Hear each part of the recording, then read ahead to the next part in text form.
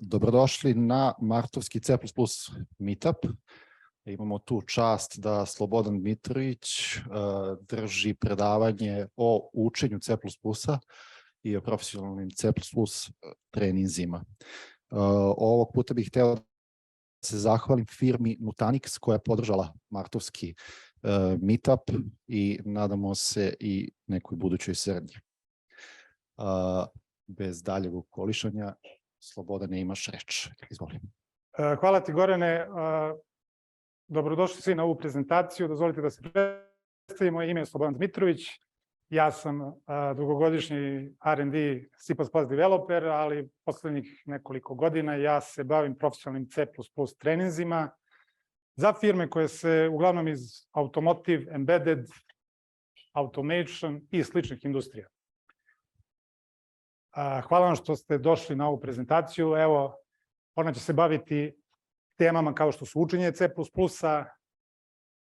odgovorima na često postavljena pitanja u vezi sa C++, kao i šta su to profesionalni C++ treninzi, kako izgledaju i tako dalje. Dobro, na kraju ove prezentacije ćemo imati Q&A sesiju, tako da možemo da počnemo.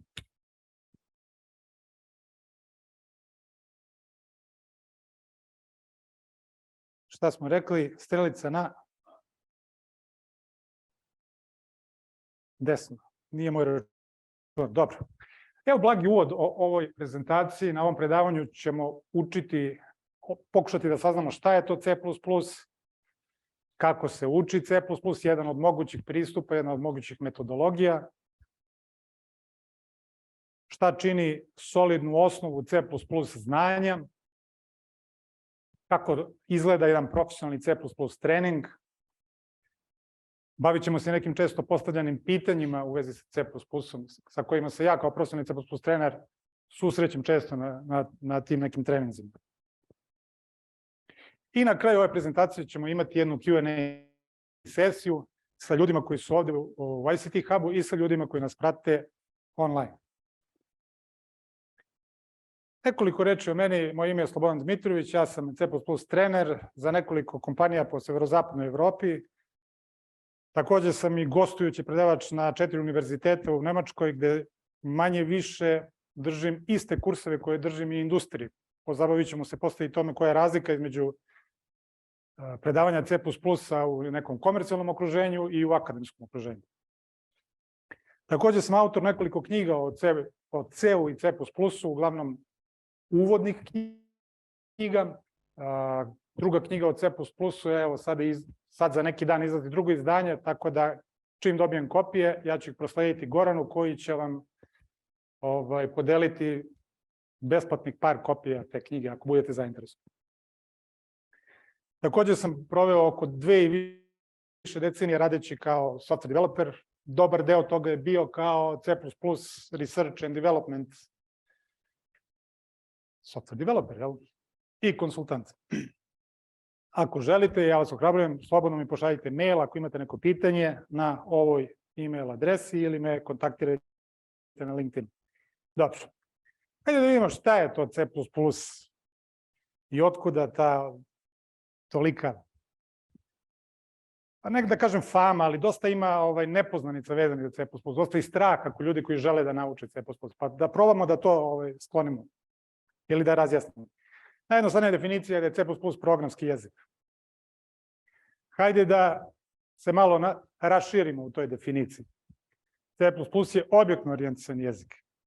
Hajde još da raširimo definiciju. Je kompilirani, multi-paradigm, objektno orijentisani jezik za sistemsko programiranje koji podržava, često se kaže multi-paradigm programming jezik, znači podržava više načina programiranja, da li ćete proceduralno, objektno orijentisano ili čak vidim da je trend možda i funkcionalno.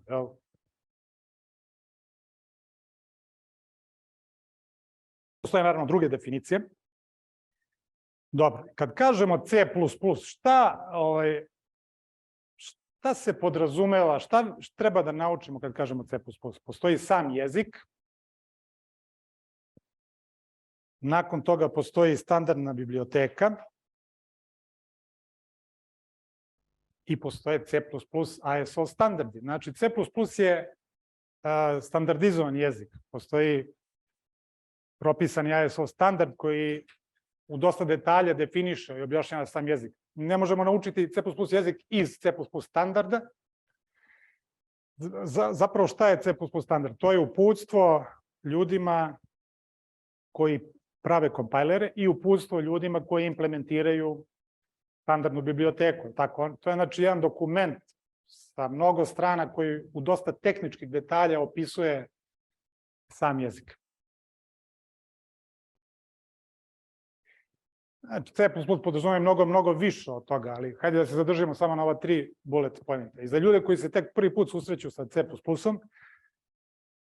postoje programi koji kompajliraju naš kod, pretvaraju ga u nešto, za nas je to binarni fajl, biblioteka ili izvršni fajl, i postoji mnogo koraka u tom kompajliranju, ali samo da znate da biste izvršili C++ program, treba da imamo kompajlere. Pa hajde da vidimo koji su to neki od kompajlera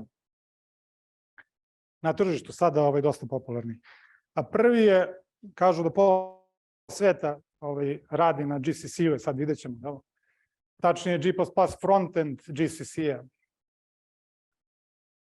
I on se dosta koristi, zaista, ako ne i većim delom se koristi ovaj kompajler.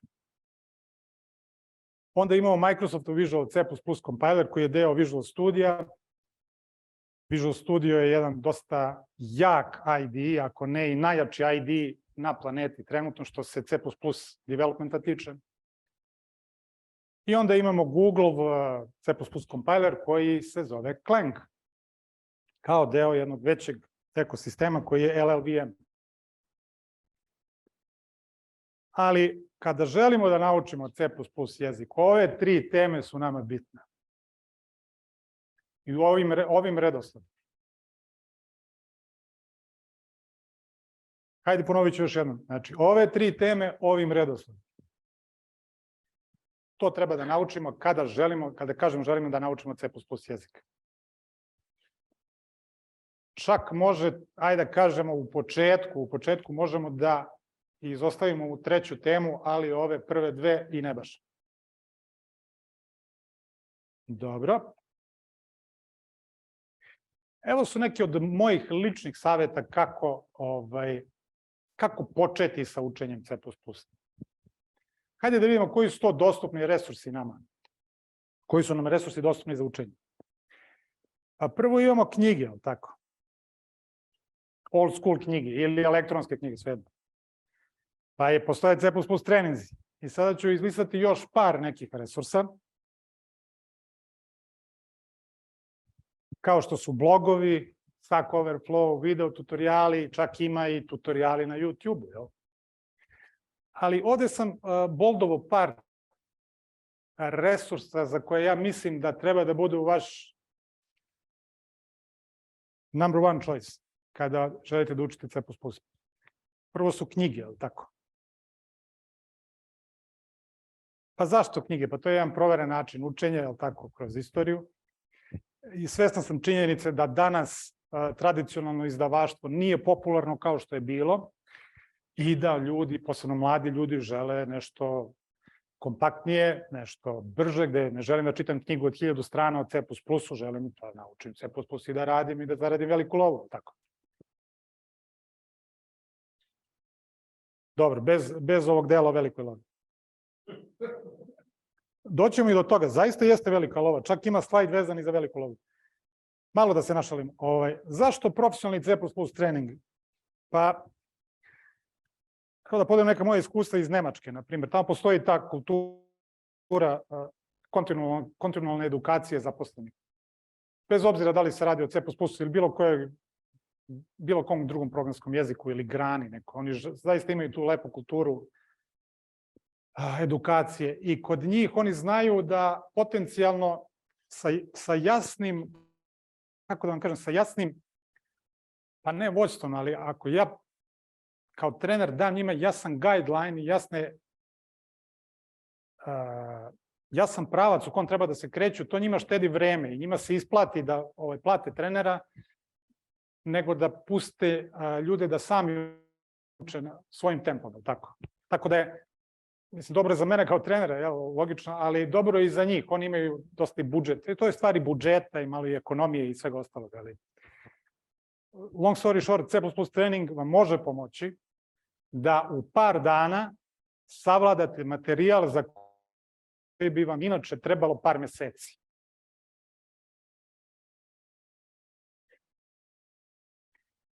Daću vam isto jedan lični savjet vezan za blogove i Stack Overflow. Ajde na Stack Overflow. Moj savjet je da ne učite C++ sa Stack Overflow. Nemoguće ga je naučiti odatle. Jer Stack Overflow i nije koncipiran kao takav. I daću vam još jedan savjet. Nemojte da koristite Stack Overflow da jurite reputaciju. Koristite ga kao alat, a ne kao krajnji cilj. To je opet jedan moj lični savjet. Nemojte da jurite zlatni C++ badge na Stack Overflow. Inače, ja imam zlatni C++ badge na Stack Overflow. Ali sam sad mudriji i znam da je to vreme koje sam proveo tamo, mogao sam tada, kad sam bio mlađi, da provedem na neke bolje načine. Postoje video tutoriali, dosta su sada popularni. Video sam da postoji video na YouTube-u koji ima 9 miliona pregleda i počinje sa pogrešnom premisom, using namespace stud. Znači, ako imate takav, ja se šalim sa svojim kolegama gore po Nemačkoj, možda ti ljudi koji prave te videe su u pravu, možda mi nismo u pravu, tako, možda mi grešimo. Ali dobro, malo šale. Tako da budite oprezni. Mislim, jeste savjet old school, učite iz knjige, učite s treninga, ali na kraju izbor je vaš. Ako naiđete na tutorial, kako da vam kažem, ljudi koji posvete svoj deo svoje karijere i svoje srce i dušu, izučavajući sve, dosta stvari koje se tiču C++ i njihov posao je da sumiraju sve to što su naučili i da vama prezentuju kako vi ne biste gubili vreme. Tako da treba biti oprezan zaista sa resursima. Hajde da pogledamo šta čini sam C++ jezik. Znači, postoje prvo osnove jezika i ovo su neke od tema koje čine sam jezik. Neke od tema. Znači, možemo da debatujemo o temama koje možemo ili ne moramo da naučimo, ali o ovim temama ne bi trebalo da debatujemo, jer one čine core znanja jednog C++ jezika. Čak danas raw arrays i raw pointers trend je da se to skloni, da se više ne uči o tome. I onda, vidite, tu je sad dilema trenera. Da li ja treba da prezentujem raw arrays i raw pointers ljudima na treningu ili ne?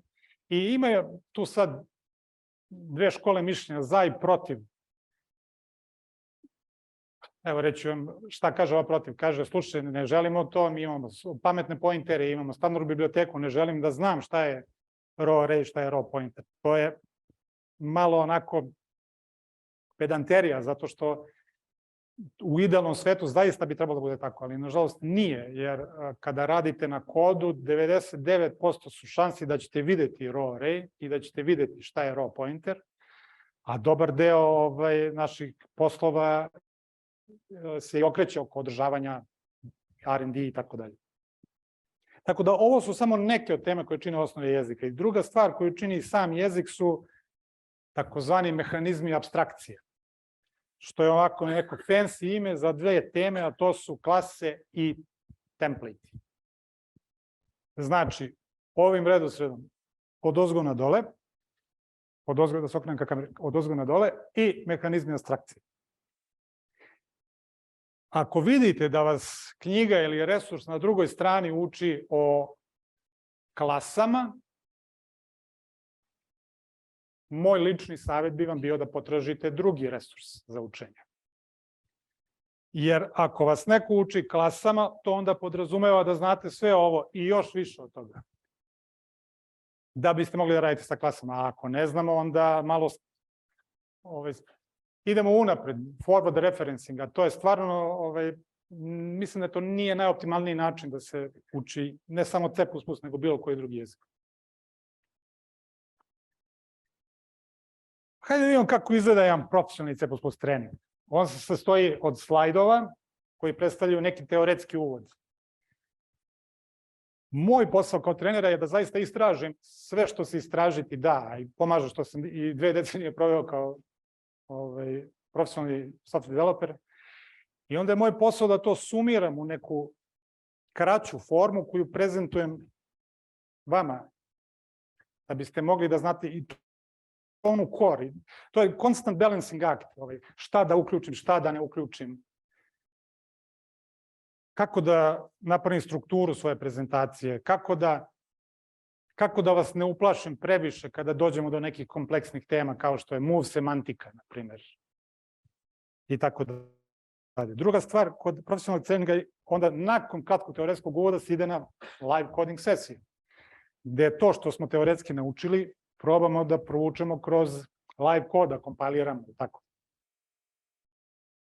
Nakon toga idu source code vežbe i ovo je dosta važno. To se na zapadu zove, taj segment se zove self-study, gde vi prolazite kroz dati materijal i kroz vežbe. Međutim, moj pristup je, ja zaista polažem dosta važnosti na source code vežbe koje se povećavaju u kompleksnosti. Krećemo od nule, sledeći primer je kompleksan, sledeći primer je još kompleksniji, ali, na primjer, treći primer se nadovezuje na drugi primer.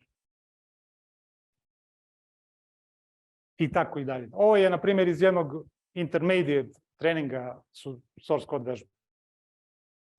Tako, teoretski uvod, live coding sesija, vežbe. Od materijala na C++ treninzima dobije se takozvani PDF. Ovo je industrijski standard, u suštini svi to tako radi. Barem na zapadu. Dobije se PDF handouts, PDF materijal, dobijete rešene vežbe i nakon toga Q&A sesija. Tako. Dosta ljudi, na primjer, to zavisi od klijenta do klijenta, neko želi da mu se odmah daju rešene vežbe, neko kaže ne, pokušat ćemo sami da ih rešimo. Tako da to malo varira od klijenta do klijenta. Svejedno na kraju svi dobiju te vežbe. Da. U elektronskoj formi je danas je uglavnom u elektronskoj formi. U elektronskoj. Svi imaju računare i čak i kada je na sajtu treniranje i dosta se posebno gore na zapadu vodi računa i o ekologiji i o okruženju, tako da oni preferiraju da ne postoji papiri. Hajde da vidimo neka sada. Je li ima neko pitanje do sada? Posle ćemo na kraju da sumiramo sva pitanja i baš ti radujem. Nemojte da zaboravite ako je sada imate. Hajde da pogledamo neka često postavljena pitanja sa kojima se ljudi susreću i jako se susrećem kada držim treninge i kada često i kada razgovaramo sa ljudima koji žele da nauče C++, ali ga se u neku ruku i plašaju, da kažemo na takav način. Prvo pitanje je da li treba da naučim sve iz jezika i standardne biblioteke. Kratak odgovor je ne. Ne treba da naučite sve ni iz jezika, ni iz standardne biblioteke. Ja se nadam da je sada kompleksnost C++ opala za jedno 95%. Jel jeste? Dobro. Znači, ovo je jedan od onih retkih jezika gde ne morate da znate šta je type ID operator. 99% ljudi ne zna šta je type ID operator i ne treba da zna.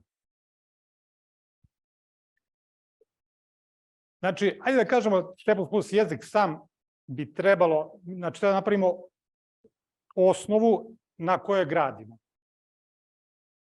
Znači, veći deo samog jezika treba da znamo, da.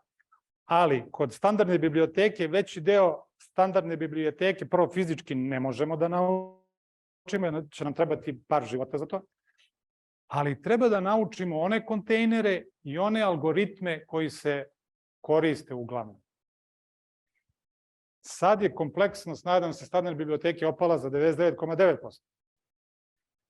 Sama C++ standardna biblioteka je kolekcija kontejnera, algoritama i ostalih facilitija koji nam olakšavaju život. Evo, daću vam još jedan savjet. Samo zato što je nešto u C++ biblioteci tu, ne znači da mi treba da znamo o tome. Čak ne treba ni da budemo svesni da je tu. Ako treba da naučimo taj segment, naučit ćemo ga. Znači, C++ zaista nije babaroga.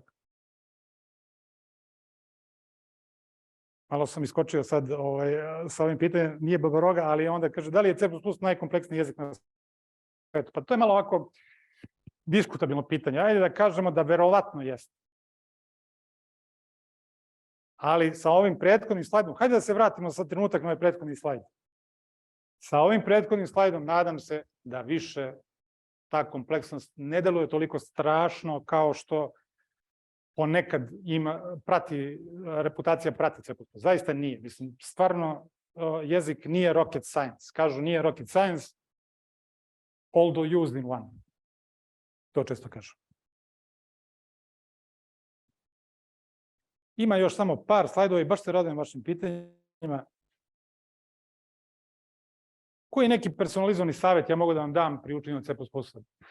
Evo reći vam, najveći problem kada ljudi počnu da uče C++ je zađu u neki taman ugao i ostanu tu. I onda gube dragoceno vreme umesto da uče o bitnim stvarima koje čine sam C++ jezik. To je zaista problem. I onda dođe trener i kaže, nemojte da gubite vreme misleći o tome. Da, evo imamo pitanje. Primer, šta mogu da uradim sa moved from objektom pri move semantici? Evo prvi primer. I to je toliko interesantno ljudima da možemo da ostanemo 3 dana pričajući o tome. Šta možemo da uradimo sa moved from objektom? I onda ja moram da kažem leave it be. Leave it be. Nije naš posao kao početnika u C++ da dizajniramo klasu koja će biti otvorena na move semantiku. To nije naš posao. To je posao principal inženjera i software arhitekta. I njihova odgovornost je da brinu o dizajnu interfejsa i klasa. Tako da, eto, mi imamo, pre nego što dođemo do dizajna interfejsa i klasa, mi treba dosta toga da pokrijemo.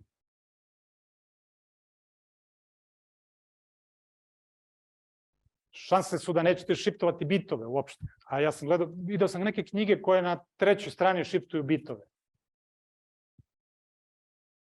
C++ je jezik koji, na primer, Hello World primer, verovali, C++ jezik Hello World primer, verovali ili ne, tehničko objašnjenje tog primjera može da stane na 25 gusto kucanih strana. Hello World. I moj mentor, kad sam ja počinjao u C++, jedan čika gore iz Rosenheima, zna on, dosta je aktivan na Stack Overflow, sad vidio sam i to. Počeli smo zajedno davnih godina da pišemo knjigu i raspisali smo se bili na 15 strana o Hello World. I onda sam rekao, mislim da grešimo, negde treba da napravimo pauzu. Zaista, niko ne želi da uči jezik gde je Hello World objašnjenje 25 strana. I tako da neke stvari, posebno u učenju C++ treba, kažemo, slušajte, uzmite ovo zdravo za gotovo, ovaj segment vratit ćemo se do njega.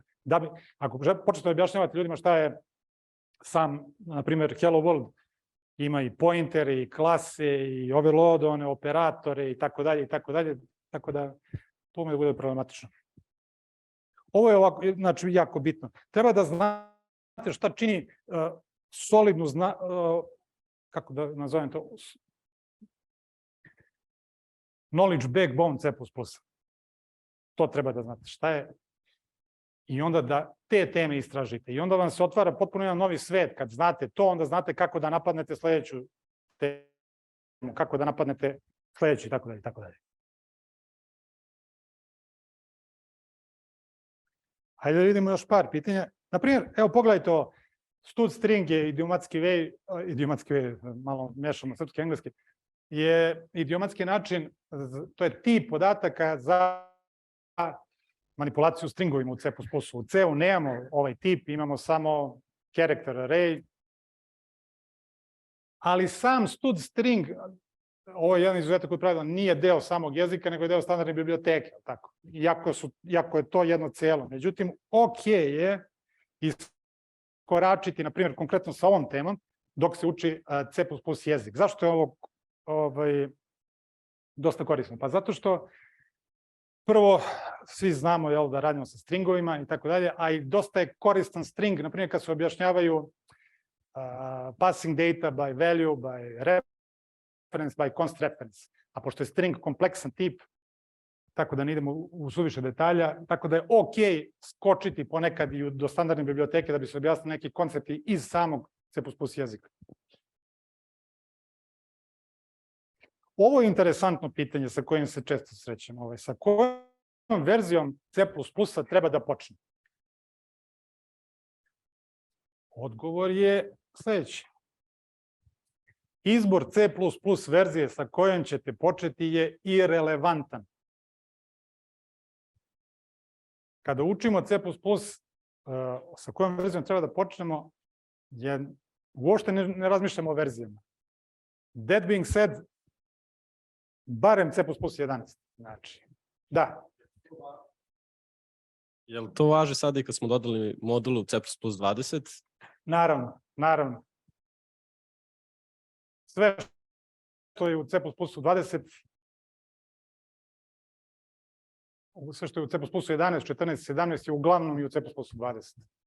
Tako da treba da, kako da vam kažem, treba da idemo od baze da se širimo u kompleksnosti, a baza je C++ 11, znači to je sad neki industrijski standard. Nema više one patnje kao što je bila ranije, a verujte mi, ja sam radio i sa tim verzijama, sa C++ 98, na primjer. Visual Studio, Visual C++ 6.0, ja sam radio i u tom okruženju, toliko sam star, na primjer. Nije zabavno. Pre C++ 11 nije bilo zabavno, to mogu reći. Uopšte nije bilo zabavno, a sad je super zabavno. Ok, tako da imajte na umu da kada počinjete da učite C++, verzija sa kojom počinjete je irelevantna, jer dok mi dođemo do featuresa koji su uvedeni u svaku od tih verziju, imamo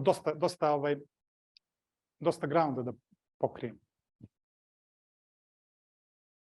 Do tog trenutka. Hajde da kažem i koje resurse za učenje vam lično ne bih preporučio da... Postoje nešto što se zove competitive programming i takvi sajtovi. Znači, moj lični savjet bi vam bio da zaista ne trošite vreme na takvim sajtovima, jer je to za sve praktične razloge, mislim da nije najoptimalnije provedeno vreme kod vas. Da. Iz mog iskustva, u suštini, slažem se, za ne bilo kakav inženjering, competitive programming sajtovi nisu dobri, da, ali jako često su korisni za učenje C++ radi prolaženja intervjua u firmama. Ne znam da li imate to. Zato što u firmama često pitaju ta neka competitive programming pitanja na samim intervjuima. Pa evo, našalit ću se, moj savjet bi bio nađite drugu firmu. Znači, Google, Facebook, Amazon, to ništa. Ne, pričamo za domaće firme. Pa kako da vam kažem, znam da oni to koriste, ali oni to koriste samo kao ID i da proverite rešenje. Oni ne koriste to kao programiranje protiv sata. To vam ne bih savjetovao. Znači, ako vidite ono programiranje protiv sata sa nekim made-up problemom, možda ima, ne znam. Da, evo imamo pitanje. Dobro.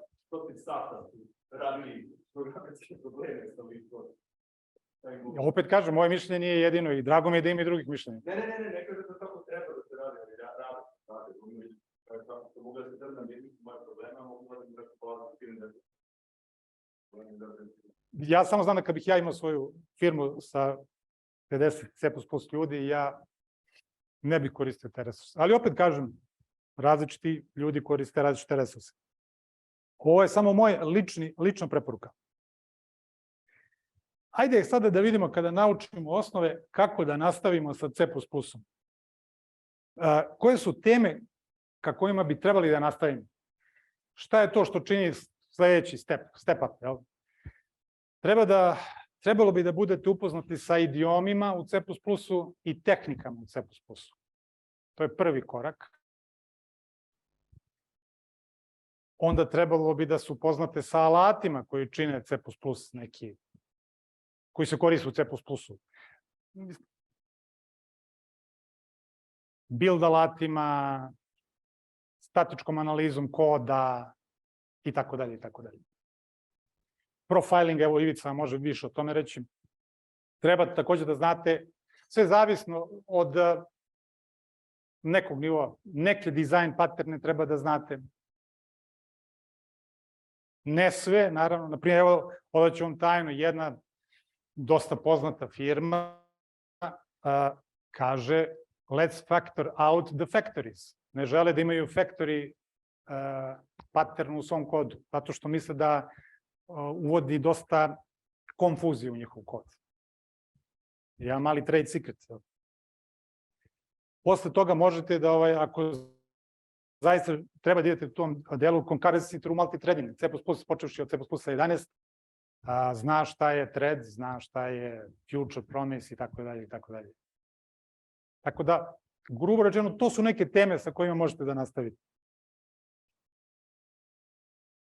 I ovo ću vam dati savjet. Znači, možemo da debatujemo o knjigama o C++, ali o knjigama ovog autora zaista ne bi trebali da debatujemo, jer toliko su korisne i svaki C++ developer ili aspiring developer bi trebalo pre ili kasnije da pročita Effective C++ i Modern Effective C++ od Scott Myersa. Scott Myers u moje vreme je stvarno bio rockstar.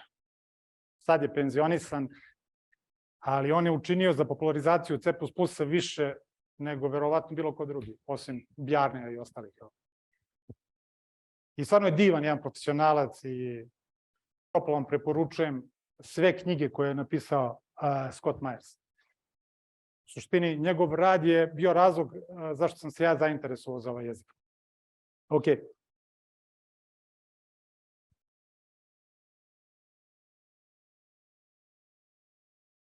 Postoje dve vrste knjiga o uvodnom C++.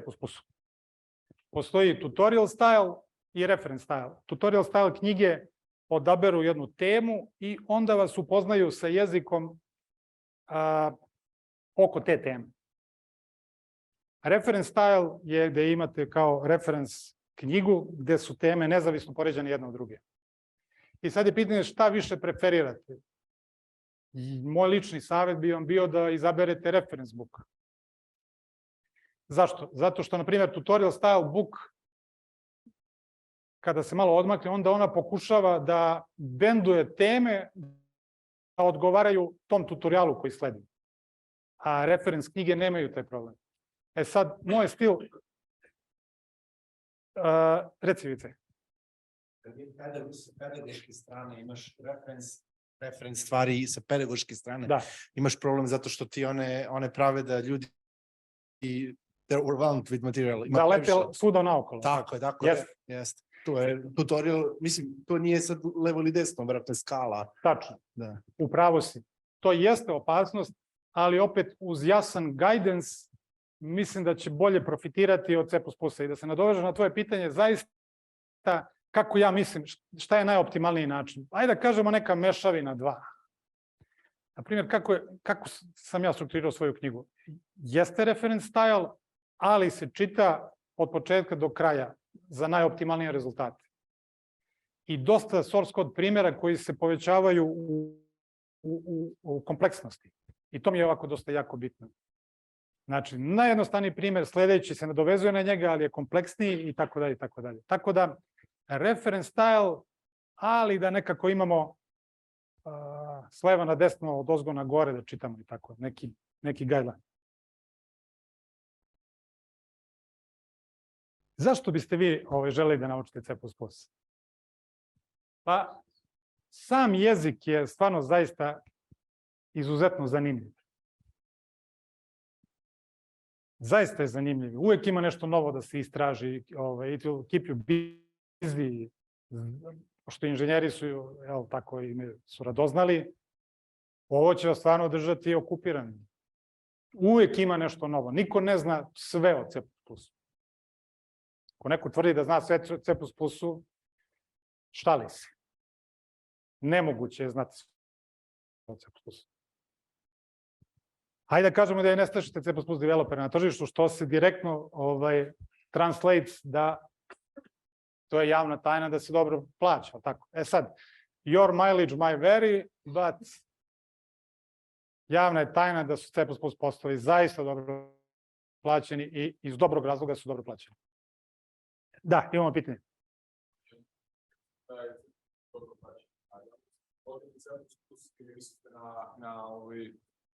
Kad kažete da je C++ dobro plaćen, da li mislite na moderni C++ ili mislite na neke starije varijante?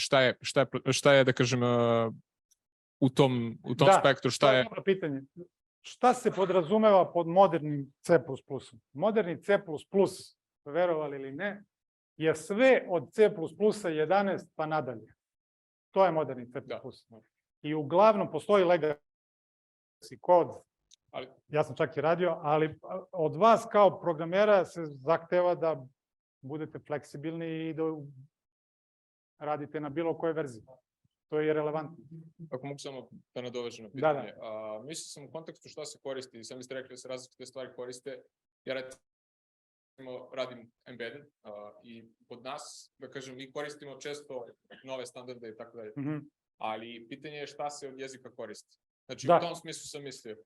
Da, vratit ću se na embedded. Evo imamo još jedan slajd, ili čak možda i nemamo.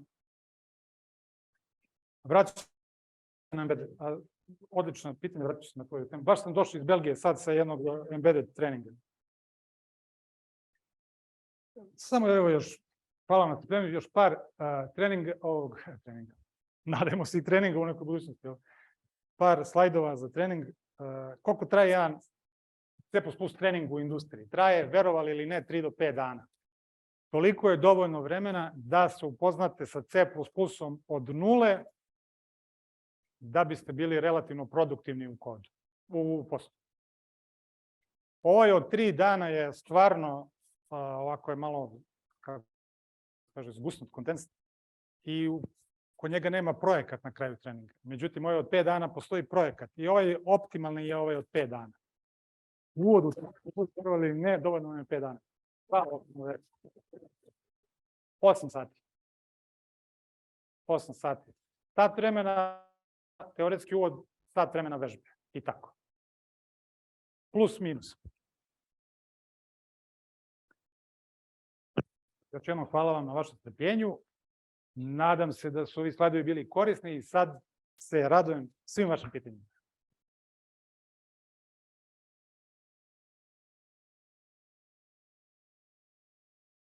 Ko ima pitanje? Hvala vam. Dakle, embedded i C++. Verovali ili ne, to je za C++ trenera je jedan od najizazovnijih osim softverske arhitekture, jedna od najizazovnijih tema je embedded. A konkretno za C++ trenera u embedded environment. A zašto je izazovno? Zato što ako imate ljude koji su 20 godina proveli radeći sa C-om, postoji jak otpor za prelazak na C++. Tako da je dosta je pipava tema. Ja moram da izaberem teme koje ću, u stvari, jedan moj kolega, Rainer Grimm, koji drži moderne CPP, čuli se za taj sajt možda, moderne CPP, on je jedan, ako nije i najpoznatiji u Evropi, C++ trener. Imao sam sreću, na primjer, da sam koristio njegov materijal na poslednjem treningu. A veliki je, sad, teško je jako odabrati teme i polako pomerati ljude sa C-a na C++. To je dosta ovako izazovno. Jer ako, dosta je izazovno, jeste, ali radimo i to.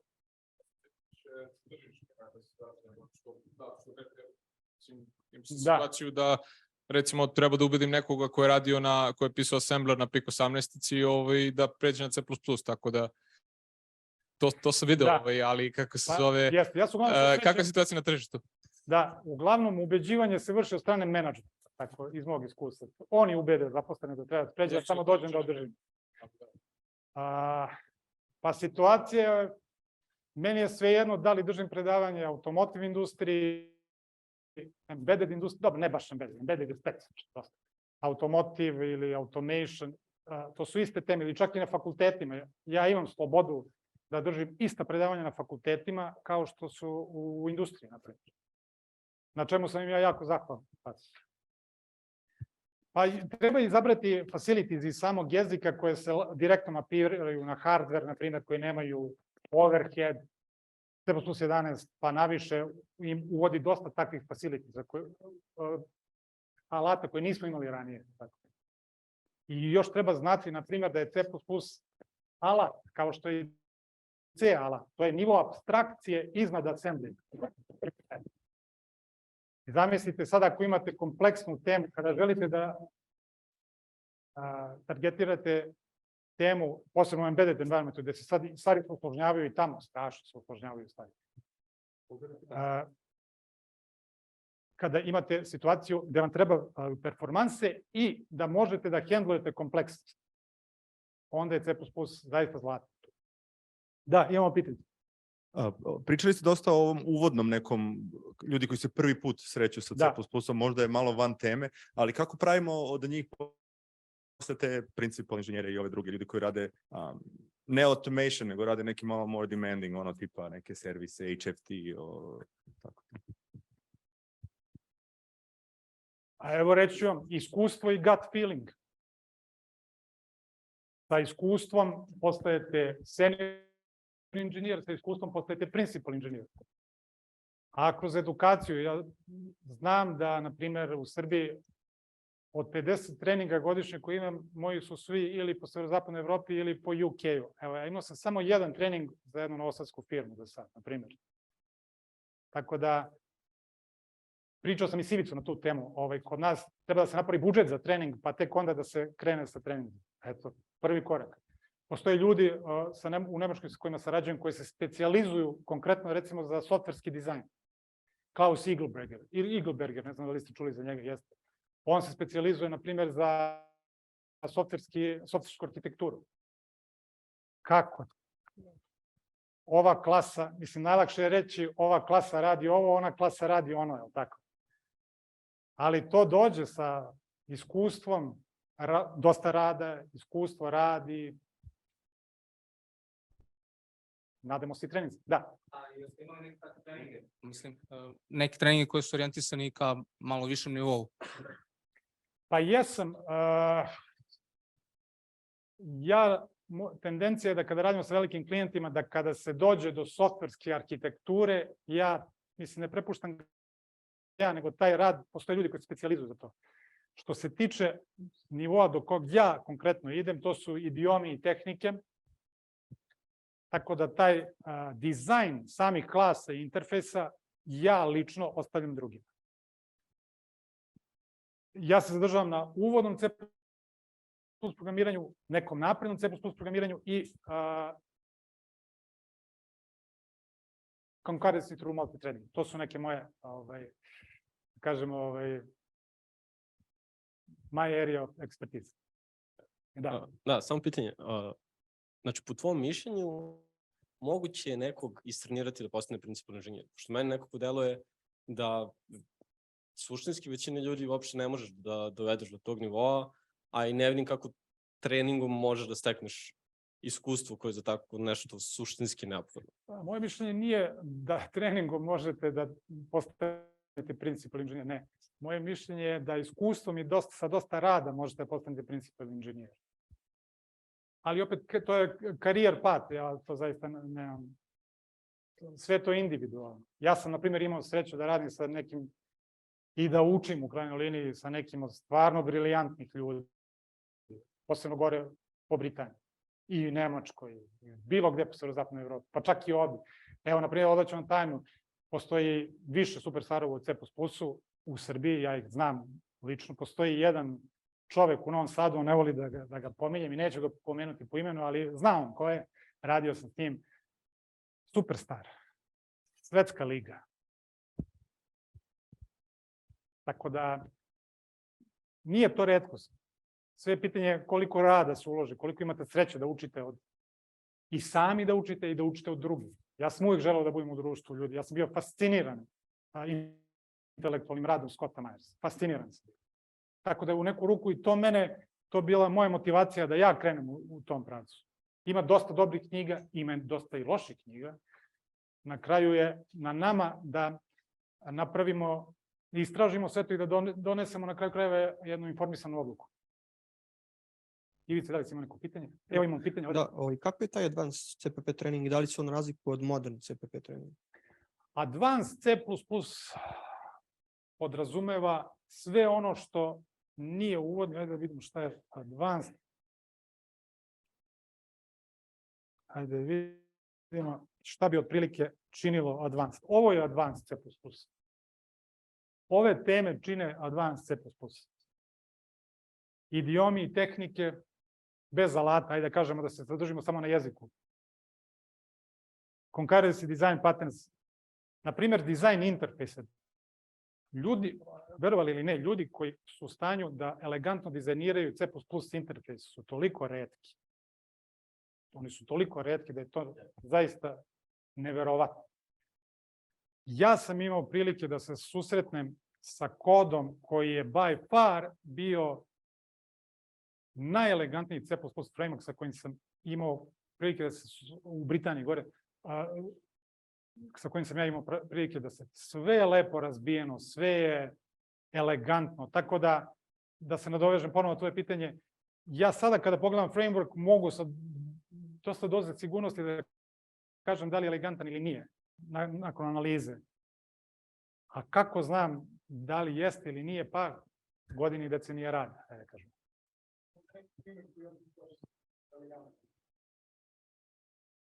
Ja se izvinjam, ali moje vreme uglavnom se provodi sa firmama ovim komercijalnim koji su closed source.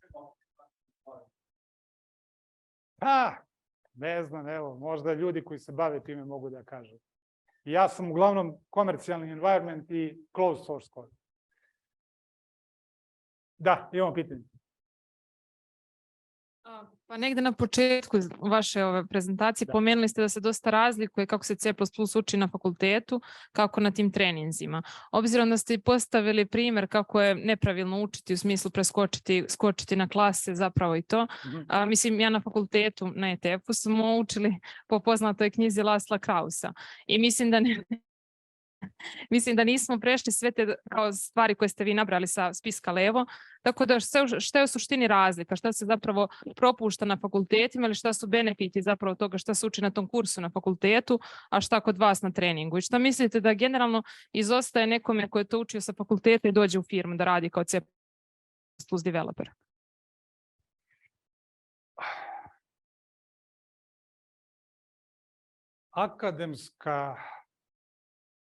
Akademsko obrazovanje, kako da vam kažem, ajde ovako postavljam stvari, neki fakulteti su bolji u učenju C++ od drugih fakulteta, hajde tako da kažem.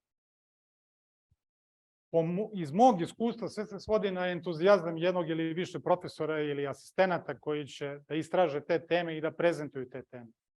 Mislim, to je globalni problem, zato što često akademija, postoji disparitet između akademije i komercijalnog rada, znate. To je globalni problem.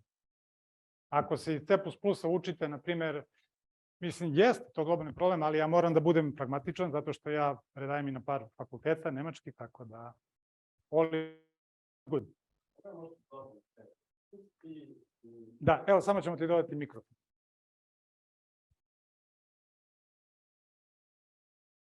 Suštinski C++ koji se uči na fakultetu, ideja uopšte nije u učenju C++, nego u demonstraciji mogućnosti objektno orijentisanog programiranja. Znači, suština uopšte nije u tome da se nauči C++ u bilo kakvoj formi, niti se oni trude da to uopšte urade. I zato se, znači, cilj učenja na fakultetu i treninga je drugčiji i zato se drugčije stvari uče. Da, ali, jeste, upravo ste. Ali opet vidite šta je jedna super stvar vezana za fakultete. Primetan je trend približavanja tema koje se uče na fakultetu sa temama koje su zaista na terenu u industriji. To je primetan trend. Negde to ide sporije, negde to ide brže. Naprimjer, stud list kontejner. Retko ćete ga viđati u u nekom komercijalnom okruženju. A oni, na primjer, akademija voli da priča o stud listu. Eto, to je jedan banalan primjer. Da. Jedno pitanje. Pomenuli ste trodnevne ili petodnevne treninge. Da. Tako. Koji je preduslov za ljude koji krenu sa tom vrstom treninga da bi uopšte nešto uradili? Pošto ste pomenuli da to mogu, to jest ljudi kreću od nule sa C++. Da li su to već neki iskusni inženjeri koji generalno programiraju u nekim drugim tehnologijama, pa sada samo treba da se prebace na C++, ili su to ljudi koji treba da nauče i osnove programiranja? Ajde, sad možda bez algoritama, recimo, ali makar. Oba slučaja su prisutna u mom radu. Kada radimo treninge za korporativne klijente, to su ljudi koji imaju programersko iskustvo. Neku vrstu programerskog iskustva, ali nemaju nikakvo iskustvo za C++. I naš posao je da ih u tih 5 dana da im pomognemo da budu što je moguće produktivniji nakon toga. A ovaj drugi segment dešava se na fakultetima, kada radimo treninge na fakultetima, da ljudi nemaju nikakvo programersko znanje. I sad primetno je da oni malo teže prate od ljudi koji imaju programersko znanje. Znači, nije preduslov, ali je dobro imati programersko znanje. I samo još jedno kratko pitanje. Pomenuli ste idiome i tehnike. Da. I neko je u publici pomenuo GitHub i u vezi sa interfejsima. Jel može par rečenica šta je to elegantan interfejs? Ako je moguće. Ima knjiga koja se bavi upravo odgovorom na to tvoje pitanje. Daću ti link. Daćemo link. Može. U suštini, na šta se svode interfejsi? Ajde, ako kažemo drugi dan treninga, objašnjamo šta su interfejsi i šta čini elegantan interfejs. Basically, evo da vam kažem svog iskustva, ako je kod i framework toliko kompleksan da ga je teško održavati, onda nije elegantan. Ajde da banalizujemo malo stvari. Znači, ako je toliko komplikovano, mislim, tema može da bude kompleksna, ali kod može da bude i komplikovan. I znači, ako koristite neko obskurni segment C++ biblioteke za koji samo, na primjer, vi znate i niko posle vas, to onda pravi probleme svima koji dolaze posle vas. Tako da, što lakše za razumeti je zaista, po mom nekom ličnom mišljenju, čini što bliže eleganciji nekog koda. Posebno sa ovakvim stvarima mi ne možemo da budemo uvek jednostavni, ali... Evo, mogu ja da dodam samo, dobit ćemo link, ali ako vas zanima ova prečica preko YouTube-a, Titus Winters ima odlično predavanje od 2 dela sa CPP Kona 2018 koji se bavi baš dizajniranjem interfejsa u C++. Tako da to je ono kao 2 sata kvalitetnog programa. Da.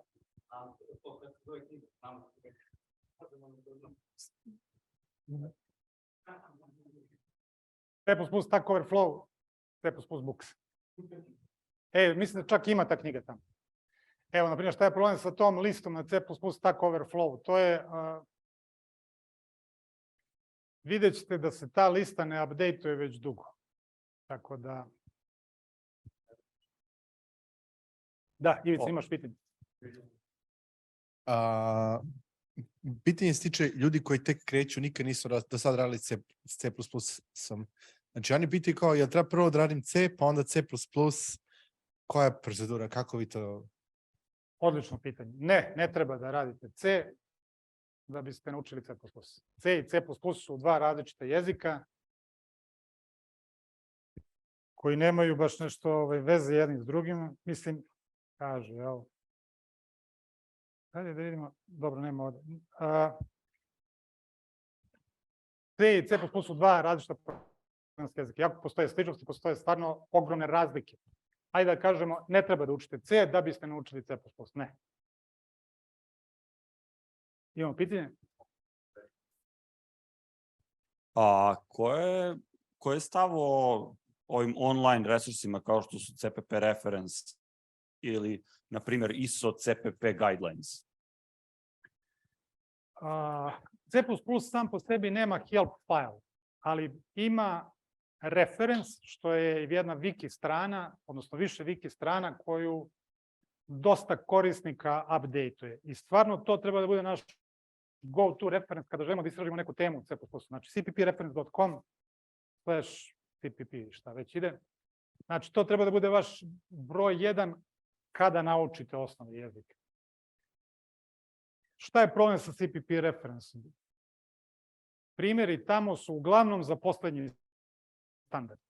A evo, odaću vam tajnu, industrija koja se bavi mission critical proizvodima uglavnom ostaje na C++ 14. A ISO C++ guidelines, znači to je ono što... C++ guidelines, na primjer, na našim treninzima mi se upoznamo sa par osnovnih guidelina, kao što su prosledi kompleksne objekte po const referenciji i tako dalje i tako dalje. I još par tehnika kao, vidjet ćete tamo kod copy semantike i move semantike, upoznajemo se sa par nekih koji su nam zaista neophodni pre nego što nastavimo da radimo. Tako da to je što se tiče, a što se tiče guidelinesa, nemojte ih učiti na pamet. Mislim, to je prvo što je nemoguće, a drugo što različite industrije imaju različite guideline. Oni guidelinesi koji su od C++-a se dobrim delom ne poštuju, evo, rekli smo u embedded sistemima, tako. Eto. Da, samo što možda se bezrazložno ne poštuju. Bukvalno se ne poštuju u embedded sistemima ili recimo u automotive industriji. Ne poštujemo. Sad umjesto da pamtimo sve te guideline, postoje alati koji to rade za nas, statički analizatori koda i tako dalje i tako dalje. Tako da jeste, ima dosta tema za naučiti i za upamtiti, ali verujte mi, dobar deo toga je i automatizovan u programu. Da. Uključimo mikrofon. Znači, spomenuli ste otpor ka prihvatanju C++. Od strane po nekih C++ developera koji su proveli par decenija. Moje pitanje je malo drugačije. Znači, i oni ljudi koji su spremni da prihvate koji su savjeti za borbu protiv prenošenja nekih, hajde kažemo, loših navika iz drugih jezika sa kojima su radili ili možda interakciju sa nekim drugim jezicima, na primjer, prenošenje nekih iskustava i načina rada iz drugih jezika u C++, koji su možda... To je zaista dobro pitanje. Moj neki odgovor na to bi bio da kada učite C++ jezik, nemojte da pravite paralelu između C++ i drugih jezika. Znači, to je stavka broj 1, zaista. Znači, all bets are off, da kažemo tako. Ono što radi u Javi ili, ne znam, u Pythonu, mi možemo da pretpostavimo da će isto tako funkcionisati u C++, ali to nije tako. C++ je, mi volimo da kažemo na trenizima, C++ je in a league of its own. I zaista jeste tako. I C++ ima dosta tih malih stvari koje treba istražiti, dosta i pitfallsa nekih koje treba izbegavati, tako da nemojte da pravite paralelu između bilo kog jezika i C++, to mogu da savjetujem. Da. A vezano za Rust koji sad raste u popularnosti, ste mislite o tome i ćete praviti treninge vezano za to? Pa ja lično nemam iskustva sa Rustom, ali vidim da je komuna dosta angažovana na socijalnim medijima i, bože moj, meni su svi jezici omiljeni. Naravno, C++ i C su mi najomiljeniji, ali ako Rust dođe na red, kako ima na kreaciji, na Rustu i Trustu, tako baš. Dobro. A koje je vaše mišljenje u svim ovim inicijativama za stvaranje nekog naslednika za C++, kao što su Carbon, C++ 2 od Satara, CPP Front, Vel, postoji tendencija da se ova kompleksnost samog jezika nekako svede na neki nivo koji bi bio prihvatljiviji ljudima. Sad, verovatno je to problem, ali vidite šta je interesantno, baš da se doveže do to pitanje. Industrija to zna I oni retko skaču iznad C++ 14. Kažu, we are fine with C++ 14. Možda C++ 17 koristi gaming industrija ili možda neko drugi, ali uglavnom mission critical je iz mog iskustva, s firme sa kojima ja radim, je C++ 14. I naravno neko od zaposlenih će reći, zašto ne možemo skočiti na C++ 17? I onda je jedno vrlo dobro pitanje koje sam ja čuo od njihovih principal inženjera, koji kaže, koji to segment C++ 17 nam je toliko neophodan da bez njega ne možemo, da moramo da pređemo na C++ 17? Odlično pitanje. Tako da, i onda, uglavnom nema odgovor na to pitanje i onda se ostane na C++ 14. Da. Da, još jedno pitanje koje mene interesuje, da li vi vidite neki feature ili ekstenziju C++ jezika koja bi bila korisna prvo na tom frontu učenja da se doda u standard, druge strane na frontu samog rada programera, šta vi mislite da bi im pomoglo? A sam feature jezika? Ili library, promene samog standarda. Pa, svi bi mi želeli da C++ zna šta je piksel, šta je zvuk, šta je mreža. Ali te teme same po sebi nose neku inherentnu kompleksnost, znate. I onda je stvarno izazov implementirati sve te stvari u sam C++, odnosno standardnu biblioteku. Sutra se promeni protokol i ostalo nam je nešto u C++ biblioteci, tako i dalje. Tako da playground za te stvari je bio boost do sad, i ako se on pokaže dobar, on uglavnom ide u standard samog jezika. Tako da, evo, mislim, malo je paradoksalno da C++ sam po sebi ne zna šta je piksel, mislim, ne zna ni C. Piksel, zvuk, multimedija i mreža, a koriste se u programiranju grafike, zvuka i mreže. Tako, to je interesantno. Baš sad ste pomenuli boost, pa koja je priča o boostu u industriji? Koliko je on rasprostranjen zaista i koliko se koristi? Pa iz mog iskustva jeste rasprostranjen, posebno kod frameworka koji je C++ 11 i 14. Hajde vam odam još jednu tajnu. Kada kažete C++ 11 u proizvodnji, šta zapravo mislite je barem C++ 14.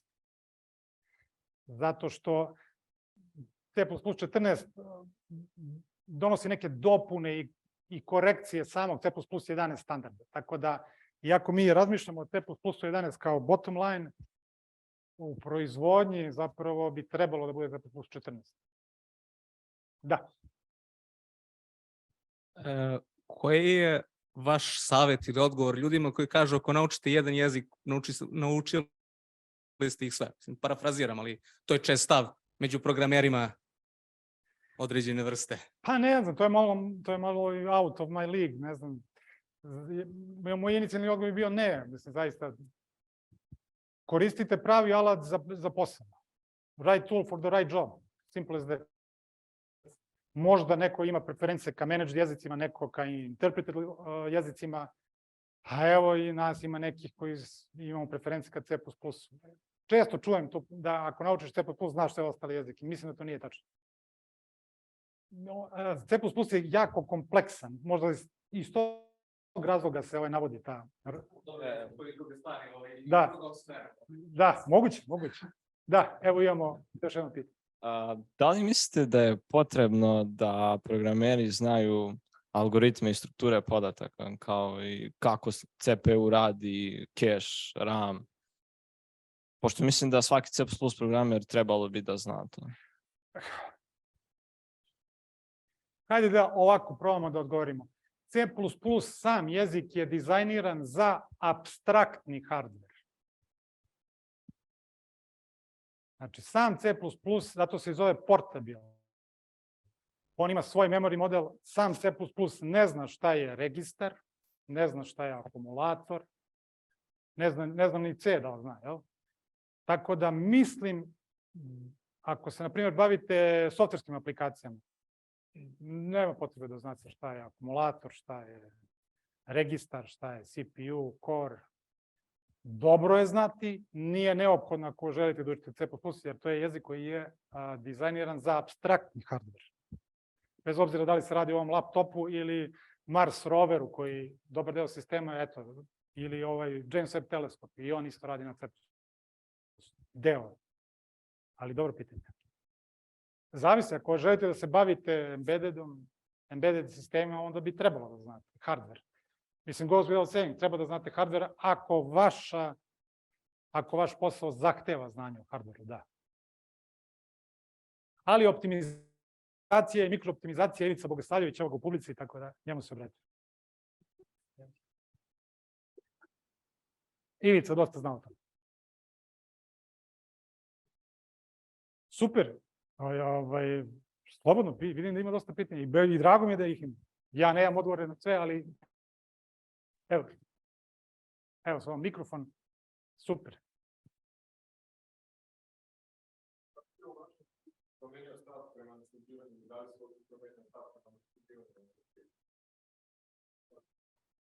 Pa,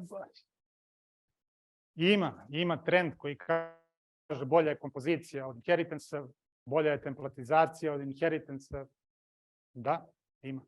To je istina. Postoje trendovi. Sad je na kraju krajeva ko donosi odluku je nekog principal inženjer, software arhitekt, tako dalje. Na kraju krajeva njihove, kao što smo rekli, to je multi-paradigm programming language. Ali da, postoje trend. To ne znači da je i dalje ne smemo da koristimo inheritance. Daleko od tebe. Kratko pitanje, malo da relaksiramo od učenja C++. Omiljeni idiom ili tehniku u C++? Vaš? Moj? Da. Najjednostavniji, prosleđuju kompleksne tipove po const referenciji.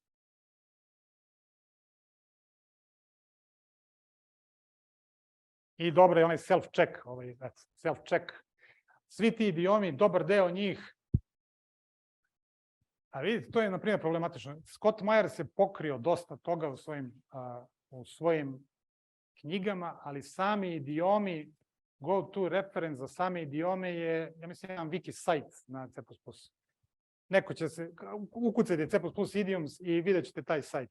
On je sad otprilike nekako go-to reference. Da se nadovežem na ovo pitanje, na primjer, ljudi kažu, jel treba da znam kako da overloadujem sve operatore u C++? Ne. Nemojte da pamtite kako se overloaduju operatori. Šta radimo kad želimo overloadujemo operator? Odemo i pogledamo kako se overloaduje, jer ima toliko operatora i ne postoji neko uniformno pravilo kako se overloaduju operatori, nego svaki ima svoj set pravila. Sada pamtimo koliko operatora može se overloaduje u C++, 20-ak, više, jel? Zamislite da treba da pamtite sve to. Da.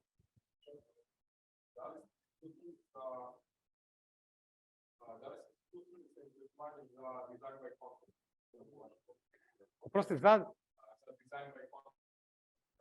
ja lično nisam, ne. Design by contract. Eto. Danas sam ja nešto naučio. I hvala ti na to. Mogu vam reći iz mog iskustva, teško je, jako je teško dizajnirati elegantnu klasu. To je strašan posao. Strašno težak posao. Mislim, nije rocket science, ali je jak. Stvarno su potrebne godine učenja i prakse i praćenja svih trendova i dokumentacije da bi se dizajnirala lepa klasa ili lepo umrežen dizajn pattern ili tako nešto. Ne samo dizajn pattern, nego lepo umrežen komunikacijske klase. Jako je teško lepo dizajnirati klasu. Ogroman deo C++-a zaista se vrti oko dizajniranja same klase. To je ovako dosta pipav posao, da kažem. I težak je posao. Pa zato što je inherentna kompleksnost u samom jeziku koji može da shiftuje bitove, a može i da nas gurne gore u mehanizme apstrakte kao što su klase i template. Znači, dizajnirati samu klasu je teško, elegantno. Jer ne znamo da li sam mogao da ovo napravim da bude optimalnije, da li je ovo moglo ovdje. I onda treba da čitate dosta knjiga da biste videli koji su design guidelines. kako pristupiti tom problemu. Zamislite još kad treba da dizajnirate template klasu. To je onda poseban step izazova. Ali na kraju krajeva uz dobar rad, disciplinu i trening, sve se da sve. Da, evo, može, pitanje?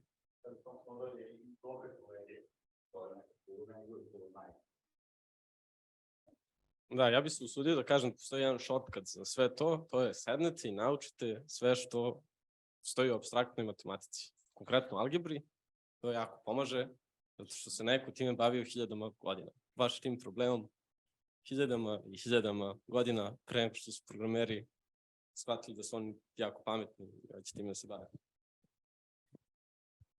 Eto. Jedno, i to je ovaj savjet. Ok, da li imamo nekih online pitanja možda? Nemamo. Nemamo.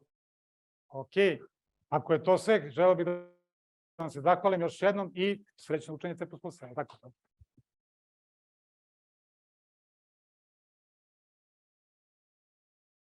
Hvala vam. Hvala, Slobodane.